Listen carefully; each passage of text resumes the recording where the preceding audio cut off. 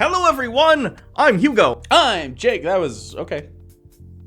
And over there. Okay, I'm Jake. Welcome back to the Atheist Bible Study. It's been a long time. Well, there was a little bit of a break involved. Also, we just did other content instead. Even before the break, we were very negligent. It was, can you imagine that we forgot Jesus for a while? You know, I can imagine it. No offense to Jesus, he's like the guy that comes to a party and everyone's like, oh yeah, I like that guy, but like the second he's not in your view, you kind of forget about him because he's a little bit bland. He's a nice guy, but he's like... Sometimes he's nice, and then also he's like, by the way, you're going to hell if you're gay!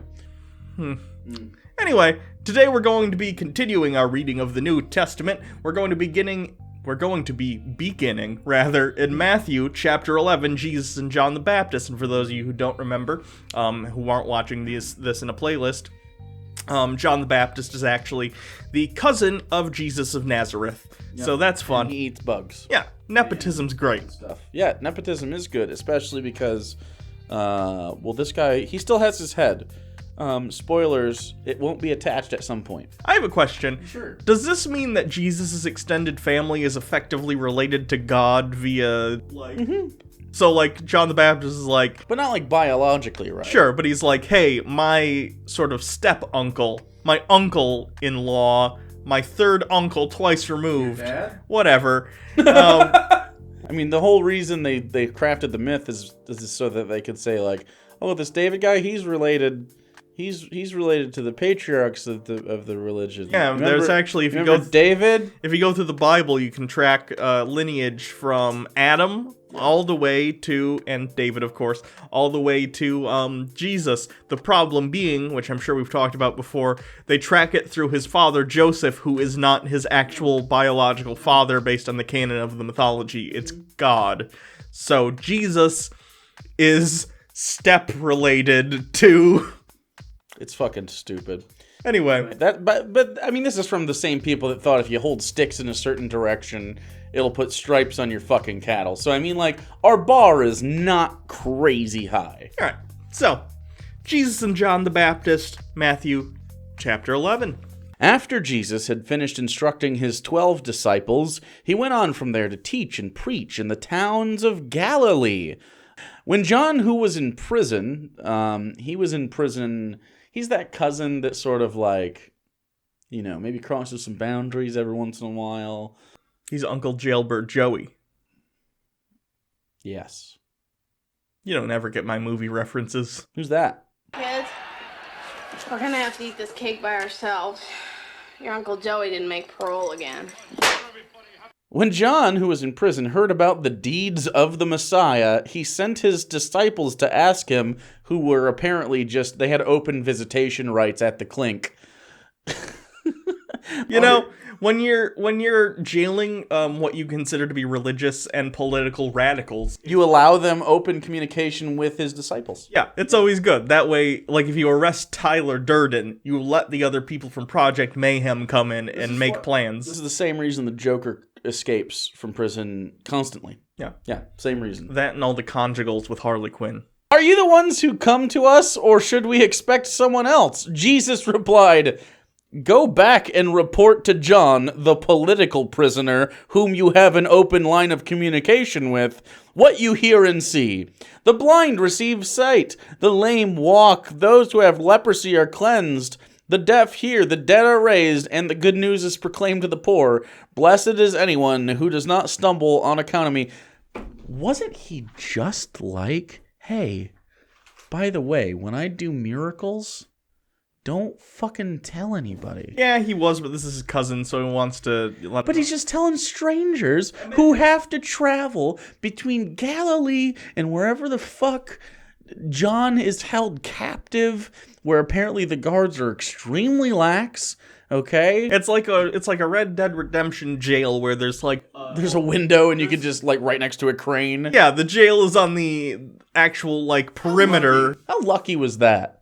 I thought I was going to have to do a little bit more creativity in that particular quest. That's like... the Rockstar game. You do what they tell you to do or you fail. That was the one mission that I think back to on my replays and I go, come on. Yeah. But that's the situation we're in now. So maybe it's just biblical.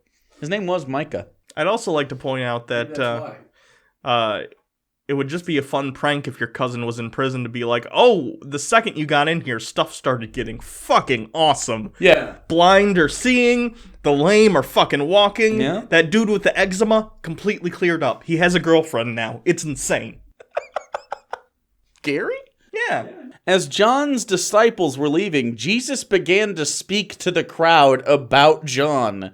There was a crowd, apparently. I didn't know. What did you go out into the wilderness to see? A reed swayed by the wind? If not, what did you go out to see? A man dressed in fine clothes? No. Those who wear fine clothes are in kings' palaces.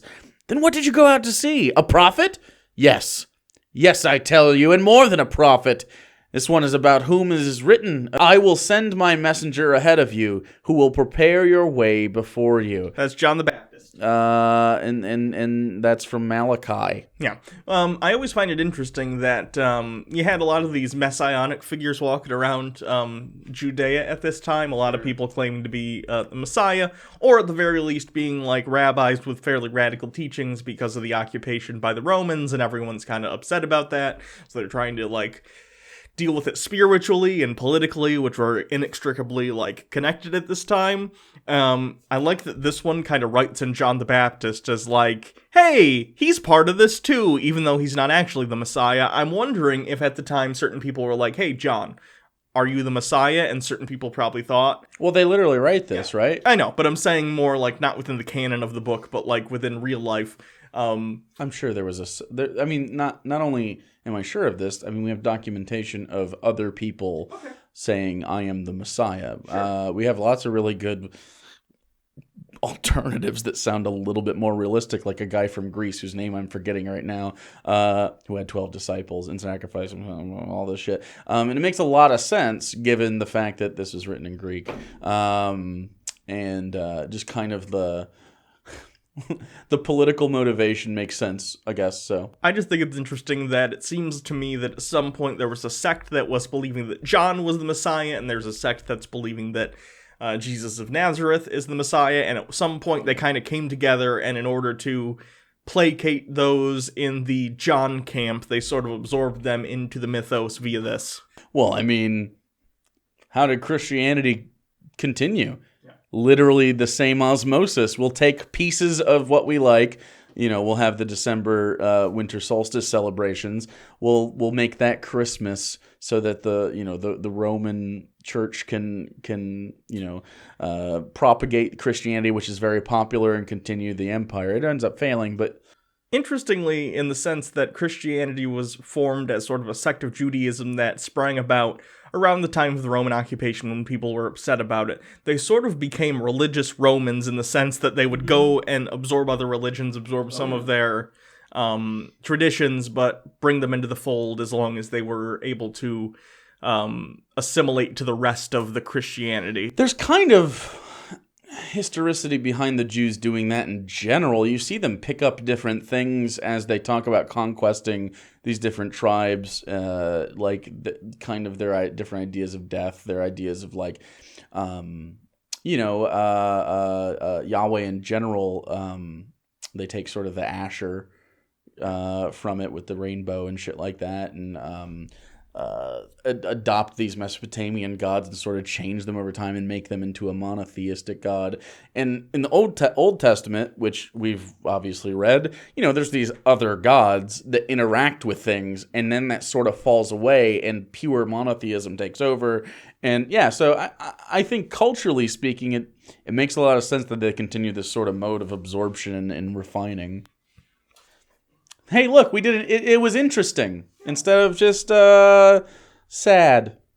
Truly, I tell you, Jesus continues, among those born of women, there has not risen anyone greater than John the Baptist. Wait, what? What a weird way to say people who exist. Yeah, it's just a way of saying, it's a verbose. Yeah, lots of words. Jesus is writing an essay in 12.5 font. And with you can get away with 0.5. Towards the kerning. You gotta make the periods all in 13 font. That's how you do it, right? Yeah.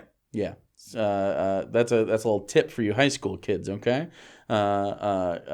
Control F all the periods and replace them with bigger periods. You know what's the best way to cheat on an essay? Absorb the information in class and then write an essay to the length assigned. Wait. They'll never catch you.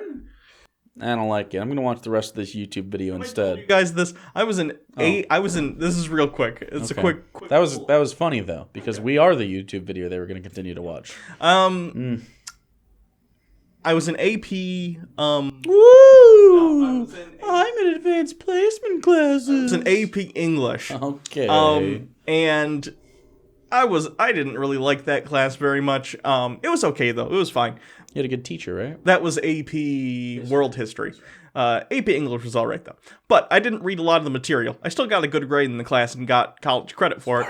But I wrote my actual AP English essay, and on the test you have to do an essay to see whether or not you get college credit on a book I've never read. And I got a good grade. So, just know how to take the tests, people. The rules are very simple and they're tuned down for dumb people. Just follow the rules. Yeah. High school is a joke. If you don't graduate high school, what are you doing? Right, apply yourself just a little bit and then do whatever you want, but just write an essay on Moby Dick and talk about how it's about obsession, because it is, but you don't have to actually read the book to know that. I don't like Moby Dick. I think it's a bad book. I haven't read it. It's it's a good book in that it from its time, but boy is it from its time. Yeah. Quay. I think the idea behind it is better than the book. Okay. How about that? What about the Patrick Stewart version? That's okay. I like Pat Stew. Okay. I've never seen that either. Yeah? I've never seen any adaptation of Moby Dick. I just know he hunts a whale, and he's obsessed. It's good when you have someone good behind it, but I don't know that Herman Melville, I don't know. I'm not going to do a literary review of fucking Moby Dick here, but it's very wordy. Remember a couple of years ago, Chris Hemsworth did that movie that was like Moby Dick, but it's like, this is the real story that Moby Dick is based on, but it's also fictional. It was the most... What? Literally... Is it a big whale? I didn't watch it. Nobody watched it. But the point was... I didn't even know this existed. It was the weirdest application of the Dark Knightification of a property I've ever seen. This is the real down-to-earth version of Moby Dick. Was Moby Dick that fucking crazy? He hunts a whale, right? Moby Dick is the whale. I know. Oh, okay. Oh, okay. Yeah. I thought you were calling the guy Moby Dick. His name is Captain Ahab. And the writer is named Ishmael. Call me Ishmael. These are the tidbits I've picked up through pop culture that I used to write my essay. Yeah, literally that's it. There's a guy named Queequeg. It's from the point of view of Ishmael. Yeah, it's a case study on obsession has been done better. Let's just say that. Memento exists. Truly I tell you, among those born of women, there has not risen anyone greater than John the Baptist. Yet whoever is least in the kingdom of heaven is greater than he. From the days of John the Baptist until now, the kingdom of heaven has been subjected to violence, or been forcibly advancing. Okay. And violent people have been raiding it. For all the prophets and the law prophesied until John. And if you are willing to accept it, he is the Elijah who has to come. Whoever has ears, let them hear. To what can I compare this generation? They are like children sitting in the marketplaces and calling out to others. We played the pipe for you. Did you not dance? We sang a dirge. And did you not mourn? They're in the marketplace of ideas. Dave Rubin just cummed good. That passage, by the way, is seemingly about Jesus effectively saying there have been a lot of so-called prophets between the patriarchs of the religion, like Moses and Abraham, and many of them have been disingenuous, have had words to say that are not from God. They've effectively been putting on a show for you. They're saying, "Are you not entertained?" Despite the fact that there isn't substance to their message. And they didn't pay Ridley Scott for the rights to that line. For John came neither eating nor drinking, and they say, he has a demon. Do they? The Son of Man came eating and drinking, and they say, here is a glutton and a drunkard, a friend of tax collectors and sinners. But wisdom is proved right by their deeds. What? What are they talking about? Here's a guy who has to consume things for energy, because that's how we do energy exchanges here in the human body. Look at that drunkard. I think that they're saying John the Baptist came and he was pure, and they chastised him and said he must have a demon somewhere. He must have some vice that we're unaware of. And then Jesus came, and he does drink wine. In fact, he does, water to wine. He has these open sort of vices in the sense that he's like friends with people like tax collectors. A on the book report. Stuff like that. And they're saying no matter what, these people who are trying to speak for God, but really they only speak for themselves, are always going to find a fault in people who truly speak for the Lord. That sounded way too Christian for me. I can synthesize information, goddammit. So that's the end of Matthew's version of Jesus and John the Baptist. He's going to go on to yell at people because he's a boomer. But we're not going to do that because not only is this a positivity show, okay? We're all about positivity here at Hugo and Jake, and you know that, of course. Are we? But I'm positive that's fucking bullshit. Well, how dare you? And so we're going to go to Luke. There's some differences here, which are interesting. And then after that, we might have to do a bunch of parables or something. We're getting into the territory where the books are just like, I don't know what happened. Here's some stories. So, yeah, before he gets beheaded. We can talk about reaping and sowing. Yeah, it'll be fun. So anyway, Mark doesn't have this in the same format. So we're skipping Mark. We did Matthew. We're going to Luke. So here's Luke. Was this chapter 7, verse 18, Jesus and John the Baptist. John's disciples told him about all these things being all of the different miracles. Jesus has just raised a widow's son, given faith to a centurion, and said some other shit, like love your enemy. Calling 2 of them, he sent them to the Lord to ask, are you the one who is to come, or should we expect someone else? John the Baptist, Jesus' good friend, who knew Jesus was the Messiah, is now sending people to reconfirm what he already knows. It doesn't mention prison yet. I don't know if he's in prison in Luke, but... This is Luke, though. This is much later, and it becomes much more mythologized. It becomes much more storybook, and it's like, these don't act like real people anymore. Not that they ever acted like real people, but they were more along the lines of like, this seems like someone took notes on some conversation. Some of the other books are a little bit more true insofar as like believability. This is the Unsolved Mystery Robert Stack dramatization of what happened. Yeah. By the way, loved that show as a kid. It's on various streaming services. It's not good now. Oh, I like it. It's kind of schlocky. I liked it as a kid too. I used to believe in ghosts and shit when they do stuff about we were that. Children. Yeah, I found it interesting. Yeah. Children are dumb. And beyond belief, fact or fiction with the incomparable number 1. Yeah. Ever gone mountain biking? What do you want to be when you grow up? What's the right tip?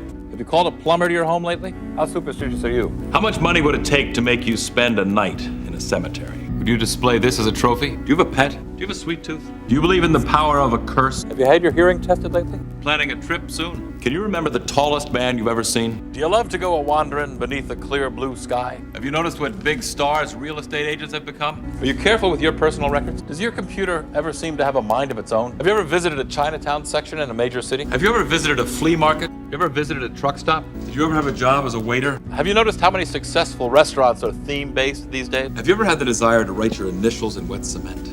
Gotta love him. What's Jonathan Frakes. Commander Riker? Is he Commander Riker? I don't know. Yeah? You watch more Star Trek than I do. They always call him number 1 or Riker. They don't usually call him Commander. He's Commander Riker. Like Cisco was at the beginning of Deep Space Nine. Sure, we know all about that. Have you watched Deep Space Nine lately? It's great. Go watch it. I just know they have a space Jew. And they're like, look how Jewish this character is, obviously. Aren't we anti-Semitic? And it's like, yeah, you're kind of You're kind of anti-Semitic. Oh, Jesus. No. I'm not going to defend it. 1 minute. You get 1 minute. All right. So the reason that Quark is the way he is that sci-fi a lot of the time takes a lot of its tropes from fantasy. Space Jews. They take their tropes from fantasy settings, like stuff like Tolkien, in which there are certain races that tend to be based on racial stereotypes of the time, which is not good. For instance, I think Tolkien described the orcs as people. They said something. They're like Mongols. They look like Mongoloids, something like that. Uruk-hai are more the black people. Yeah, I would agree. He kind of the orcs are kind of like a Genghis Khan meets savages in general. And of course, I'm using it in the English racist sense in this scenario. Yeah, that's kind of what they are. Who doesn't do any better? Harry Potter's author. She likes to have wizard Jews that run the banks. It's so weird. They all look the same. They all have weird noses. That's a problem with fantasy in general, is you tend to find but it's not an old Jakey Poo's D&D campaign. You might have racism, but they're not caricatures. You just have bird racism. No, you're racist against birds. Oh, no, there's inter-bird racism. Oh, that's more classism by caste. It's a caste system. It's a caste system based on the race of bird. Crows are the lowest fucking... Yeah, kind of, yeah. We're all guilty. Writing is a process by which you make generalized statements. Therefore, there are going to be stereotypes Well, sometimes. The canon of D&D, the Kenku and stuff are kind of low birds. Anyway. It's okay. Star Trek's perfect now. Science, fuck yeah. This is so fucking cool. Boom. When the men came to Jesus, giggity, they said, John the Baptist sent us to ask you, are you the one who has come, or should we expect someone else? And Jesus was like, he's my cousin. We've been friends for years. He baptized me. He knows who I am. Yeah. And then he goes on to say, at that very time, Jesus cured many who had diseases, sickness, and evil spirits, and gave sight to many who were blind. A little bit different message here. It's not saying that, go tell John these things. Even though he might eat a second, it was right in front of him. Boom, you saw it firsthand. Yeah. Very strange. It's interesting to me that the later you get, it almost appears that Jesus appeared ex nihilo, he just popped out of nowhere. Like he didn't have a childhood or a teenage years or anything like that. It's Does Luke even talk about the childhood? I don't think it does. Like when he walks off panel, he no longer exists. Like Rob Liefeld feet. Has Deadpool made a joke about that yet? The birth of John the Baptist foretold, the birth of Jesus foretold? I have no idea. A lot of the Jesus childhood stories are apocryphal. So Jesus says to these messengers, go back and report to John what you have seen and heard. The blind receive sight, the lame walk. Those who have leprosy are cleansed, the deaf hear, and the dead are raised, and the good news is proclaimed to the poor. Blessed is anyone who does not stumble on account of me. Again, just to mention, the word for leprosy is used for many skin diseases. Yeah. Probably just dandruff. Eczema. He just got him a little bit of, he put a little bit of balm on him. Jesus just invented lotion. That's his miracle. Good guy. Rubs it on people with dry eyes. Oh, I can see again. Not on their eyeballs. Like lotion-y? Maybe he invented eye drops too. He was the Ben Stein of... It's like saline, isn't it? I don't know. Anyway, I think it has something that makes your blood vessels chill too. After John's messengers left, Jesus began to speak to the crowd about John. What did you go out to the wilderness to see? A reed swayed by the wind? If not, what did you go out to see? A man dressed in fine clothes? No. Those who wear expensive clothes and indulge in luxury are in palaces. But what did you go out to see? A prophet? Yes, I tell you, and more than a prophet. This is the one whom it is written, I will send my messenger ahead of you. I tell you, among those born of women there is no one greater than John, yet he who is least in the kingdom of God is greater than he. So pretty standard, same kind of message, where it's sort of I'm one of the common people. He's a very populist sort of messianic candidate. Where he's like, see, I wear rags like you. I'm also a poor. Like when Donald Trump eats nothing but KFC. Yeah, or like when Justin Trudeau tries to get the black vote, so he puts on some face paint. That's and he's like, not what look, y'all, I'm one of you, and then he throws up like a peace sign. That's a mischaracterization of what happened. Is that not what happened? No. Are you sure? I'm sure. The right had a hissy fit about it, and the left had a hissy fit about it, but for the right reasons. I still find it very fucking stupid. I've never once in my life have I been like, you know what would be a great costume? Someone else's fucking race. Well, Speaking of bowls, Poop Girl did that. Speaking of bowls of slop meant for humans, have you tried the KFC macaroni and cheese bowl? Why? Okay, I guess this is coming out of nowhere. No. I love KFC mac and cheese. They're not paying me to say The that. KFC mac and cheese is pretty. It's like slime good. It's like it's got that like you can tell it was like probably a cheese powder packet. Yeah. It's that mac and cheese with popcorn chicken in it. Sounds fine. And it's delicious. That's not bad. And again, they didn't pay me to say this. I'm just a husk of a human being that has filled the hole in his soul with corporate bootlicking. There you go. Call me when the revolution starts, though. But only if there's mac and cheese bowls afterward. Or during. How you got a carbo load during the revolution. We can't eat, what are you going to do? Eat the rich without a side? Jesus went on to say, to what, then, can I compare the people of this generation? What are they like? They are like children sitting in the marketplace of ideas and calling out to each other, debate me, boomer. We played the pipe for you, and you did not dance, sang the dirge, you did not cry. For John the Baptist came neither eating bread nor drinking wine, and you say, he has a demon. The Son of Man, who is myself, came eating and drinking, and you say, here is a glutton and a drunkard, a friend of tax collectors and sinners. But wisdom is proved right by all her children.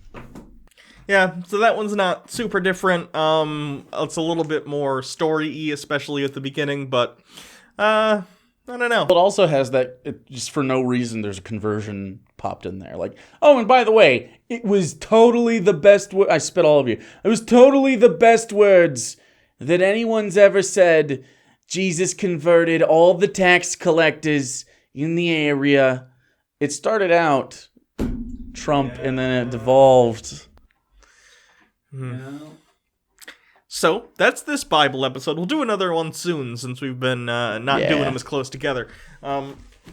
But you can always stay tuned. Later in the week, we're going to be doing I believe, a Jake Reads. Yep, Jake Reads. So if you're a member of the Discord, go there and pop in the Ask Hugo and Jake channel, and I will steal your possible questions and make sure they show up on the show. Lots of people do it. You, too, could participate in the internet thing we do. Could be fun. Do you think our Bibles are in the top 5% of most read Bibles? Because there's a lot. 100%. There's a lot of Bibles people just don't read. Oh yeah. Or sit. My family had a family Bible that no one touched. Yeah. Had like a really soft cover. I think my mom still has it in her house. Now that I think about it, it also had kind of like an encyclopedia. It had on the side of the pages, those little like finger holds.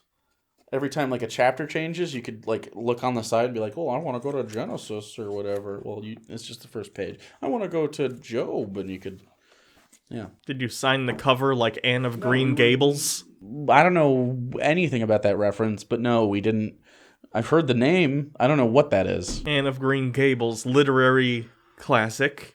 That you didn't read and pass the book report on? No, but I did watch there was a cartoon as a kid I liked, and there's a Netflix show that's pretty good. Nah, I'm good. So, no, we were not religious. My grandparents probably gave it to us. Okay.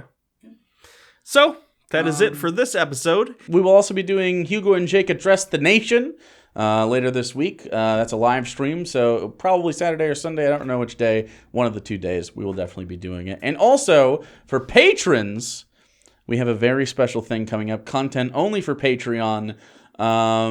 Interesting.